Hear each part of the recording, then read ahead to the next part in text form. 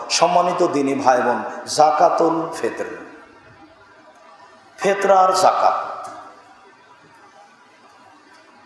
আব্দুল্লাহ ইবনে উমর রাদিয়াল্লাহু তাআলা আনহু বলেন, ফারাজা রাসূলুল্লাহ সাল্লাল্লাহু আলাইহি সাল্লাম জাকাতাল ফিতরে আলাল হুররে ওয়াল আবদে ওয়াস সাগিরে ওয়াল কাবিরে ওয়াল যাকারে ওয়াল উনসা মিনাল মুসলিমিনা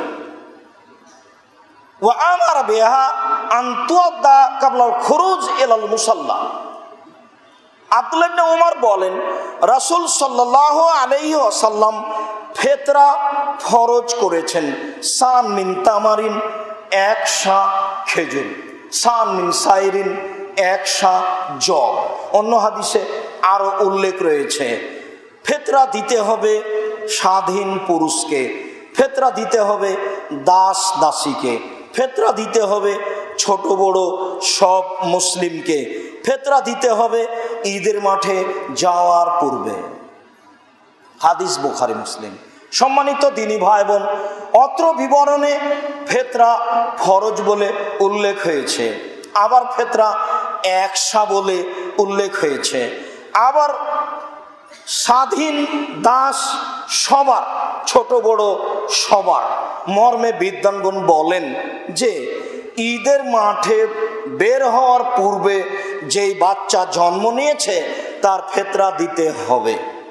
বিদ্বানগণ বলেন যে ঈদের দিনের ফজরের আজানের পূর্বে বাচ্চা জন্ম নিলে তার ফিতরা দিতে হবে।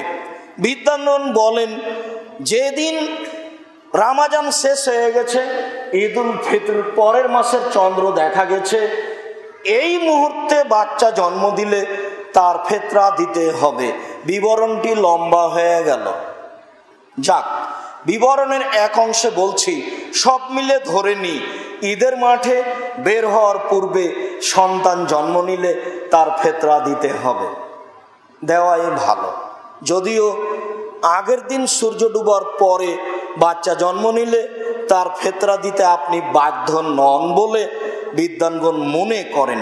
তবে অত্র হাদিসে রাসূল সাল্লাল্লাহু আলাইহি সাল্লাম বলেন, ছোট বড় মুসলিম যার নাম তাকে ফিতরা দিতে হবে। আর ঘোষণাটা তিনি দিলেন ঈদের মাঠে যাওয়ার পূর্বে দিতে হবে। জরুরি কথা যে রমজান শুরু হলে ফিতরা বের করা জায়েজ নয়। জরুরি কথা যে 15 রমজান থেকে ফিতরা বের করা জায়েজ নয়। জরুরি কথা যে 27 রমজান হলে ফিতরা বের করতে হবে, তা জায়েজ নয়। নিতান্তই জায়েজ মনে করা যায় 28, 29 রমজান। 2 দিন আগের সহিহ হাদিস এসেছে, একদিন আগের সহিহ হাদিস এসেছে। তবে আপনার বাপ চাচা যে আমল করতেন সেটাই ঠিক আছে, সেটা হলো ঈদের মাঠে যাওয়ার পূর্বে বের করে যাবে, যা আপনি নিজেও দেখেছেন। সেই সুন্নাত আবারও ফিরিয়ে আনতে হবে। ঈদের মাঠে যাওয়ার পূর্বে ফিতরা বের করতে হবে। শস্য দিয়ে ফিতরা দিতে হবে, টাকা দিয়ে নয়। সারা পৃথিবীর মানুষ যদি টাকা দিয়ে ফিতরা দেয় তাহলে সারা পৃথিবীর মানুষই পাপী। সারা পৃথিবীর মানুষ মুহাম্মদ সাল্লাল্লাহু আলাইহি সাল্লামকে উপেক্ষা করে অপমান করে চলছে, এই কথাই চূড়ান্ত। রাসূলের যুগে স্বর্ণ মুদ্রা বাজারে ছিল, রাসূলের যুগে রূপা মুদ্রা বাজারে ছিল।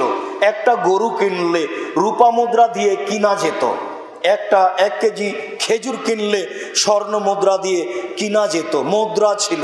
কিন্তু রাসূল সাল্লাল্লাহু আলাইহি সাল্লাম ফিতরা মুদ্রা ব্যবহার করেননি, তিনি ফিতরা শস্য ব্যবহার করেছেন।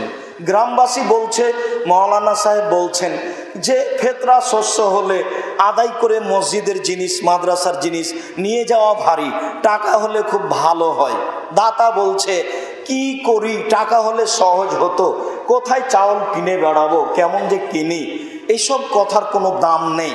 যদি কেউ আপনার ফিতরা নেওয়ার না থাকে চাউল, আপনি যেখানে আবর্জনা ফেলেন সেখানে ফেলে দেন, ওটা রাখা যাবে না। গমা সাপের চেয়ে এটা অনেক বেশি খারাপ।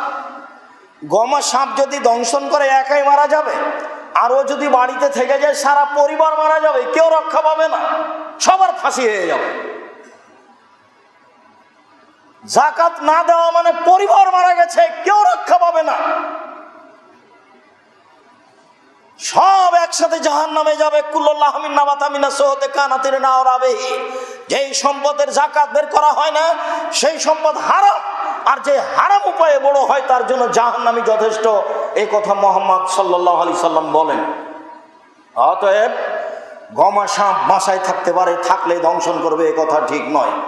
মানুষে বলে বাঘের দেখা সাপের লিখা, যদি ভাগ্যে লিখা থাকে সাপ দংশন করবে, অন্যথায় করবে না। যাকাত না দিলে সারা পরিবার মারা যাবে, এ কথাই ঠিক।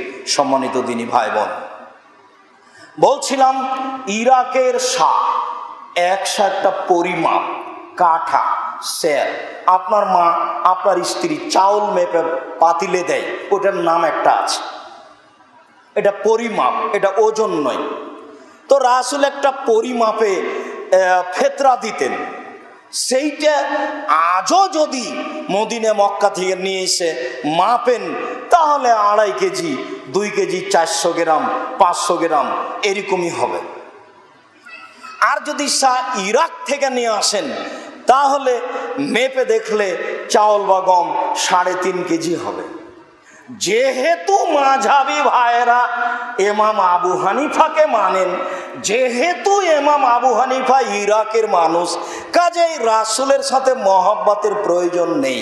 মাঝহাবের সাথে ভালোবাসা রাখার কারণে তাকে 3.5 কেজির অর্ধেক, 1.25 কেজি মূল্য ধরে এই যাকাত তিনি নির্ধারণ করেছেন। বাংলাদেশ, ভারত, পাকিস্তানের শতকরা 95 জন মানুষ ইরাকের হিসাব ধরে 1.25 কেজি বা 2 কেজির হিসাব করে মূল্য ধরে ফেতরা দিচ্ছে। এটাই চূড়ান্ত। এ ফেতরা আদায় হবে না, এই ফেতরা আদায় হবে না, এটাই চূড়ান্ত। এই ফেতরা আদায় হবে না, এটাই চূড়ান্ত। শস্য ব্যতীত টাকা দিয়ে ইরাকের হিসাব করে ফেতরা দেওয়ার পৃথিবীতে কোনো প্রমাণ নাই। আমি আব্দুর রাজ্জাক বিন ইউসুফ আমার হায়াত পর্যন্ত সময় থাকলো, যদি কোনো দিন টাকা দিয়ে ফেতরা দেওয়া প্রমাণ হয়ে যায়, যদি কোনো দিন 3.5 কেজি ইরাকের হিসাবে ফেতরা দেওয়া প্রমাণ হয়ে যায়, সেদিন জাতির সামনে কথা বলবো না বলে জাতির সামনে ওয়াদা থাকলো, আজকেও করলাম। সম্মানিত দিনী ভাই বোন, আর একটি জরুরি কথা, যে অর্ধ সা ফেতরা চলবে না, 1 সাই চূড়ান্ত।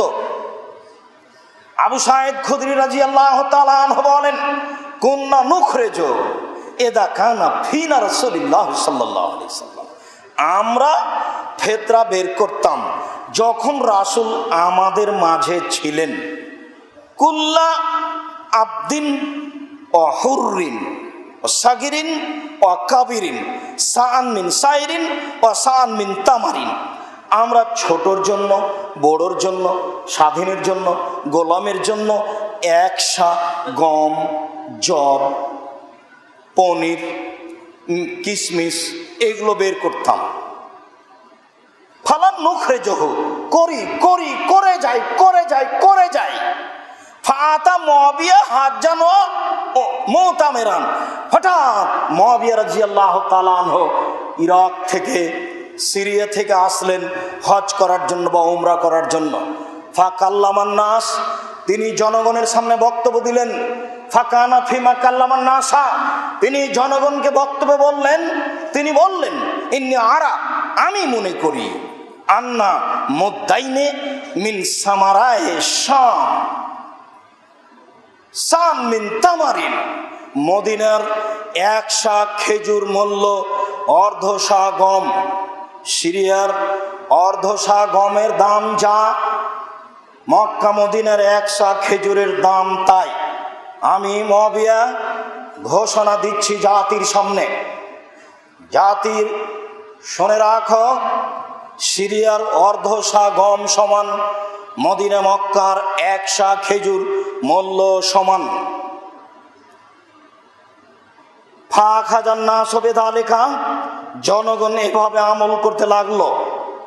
ফালাযালো কুনতু উখরিজুহু কামা উখরিজু, তবে আমি বললাম, আমি সর্বদা রাসূলের যুগে যা ছিল তাই বের করব। আবাদান মা ইস্তু, আমি যতদিন বেঁচে থাকব আমি আবু সাঈদ খুদরি এই সিদ্ধান্তের পরিবর্তন করব না। আমি 1 সাই শস্য বের করব। আবু সাইদ খুদরি রাদিয়াল্লাহু তাআলা আনহু নিজে বলেন, যাকার ইনদাহু সাদাকাতুল ফিতরে, তার সামনে ফিতরার যাকাতের কথা বলা হলো।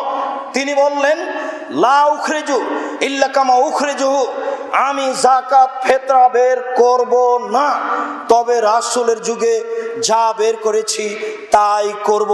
সান মিন তামারিন, একশা খেজুর, সান মিন সাইরিন, একশা জব, সান মিন হিন্তা, একশা গম, সান মিন আকেতিন, একশা পনির, সান মিন তমিন, একশা খাদ্য, সান মিন জাবিবিন, একশা কিসমিস। আমি আবু সাইদ খুদরি রাসূল সাল্লাল্লাহু আলাইহি সাল্লামের যুগে যা ছিল তাই করব। কাল রাজুলুন মিনাল কওম, জনগণের একজন দাঁড়িয়ে বলল, মুদাইনে মিন কামিন, কেন অর্ধশা গম দিলে হবে না? মুআবিয়ার বক্তব্য। তখন তিনি বলছেন, ফাতিলকা কিমাতু মুআবিয়া, আরে বলো কি, না হবে না, এটা না, লা এটা হবে না, এটা হচ্ছে মুআবিয়ার মূল্য হিসাব, এটা হচ্ছে মুআবিয়ার মূল্য হিসাব, এটা হচ্ছে মুআবিয়ার মূল্য হিসাব। লামাক বালোহা, আমি তা গ্রহণ করি না, ওলা মালোহা, আমি কিয়ামত পর্যন্ত, আমার মরা পর্যন্ত আমি কোনোদিন তা মানব না। জরুরি ঘোষণা। বাইহাকি, আবু সাইদ খুদরি রাদিয়াল্লাহু তাআলা আনহু কিয়ামত পর্যন্ত জাতির সামনে ঘোষণা দিয়ে গেলেন, ওটা মুআবিয়ার মূল্য হিসাব, আমি আবু সাইদ খুদরি তা মানব না, আমি তা গ্রহণ করব না। অতএব একশা শস্য দিতে হবে, এটাই চূড়ান্ত, অর্ধশা নয়। অতএব শস্য ফিতরা দিতে হবে, মূল্য নয়, এটাই চূড়ান্ত। জাতিকে বিষয়টি বুঝে আমল করার জন্য অনুরোধ জানাচ্ছি। সম্মানিত দিনী ভাই বোন, আমরা আজকের যাকাতের আলোচনার পুনরাবৃত্তি। মানুষ যাকাত দিতে বাধ্য, যাকাত দিয়ে জান্নাত হবে এ কথা নয়, যাকাত দিলে ফাঁসি রক্ষা হবে, দান করে জান্নাত পাওয়া যায়। পৃথিবীতে সবচেয়ে শক্তিশালী ইবাদত হলো দান, যা আমি দিন রাত আপনাদের সামনে বলে আসছি। দানের চেয়ে শক্তিশালী ইবাদত পৃথিবীতে নেই, যার জন্য রাসূল সাল্লাল্লাহু আলাইহি ওয়াসাল্লাম সবাইকে দান করতে বলেছেন।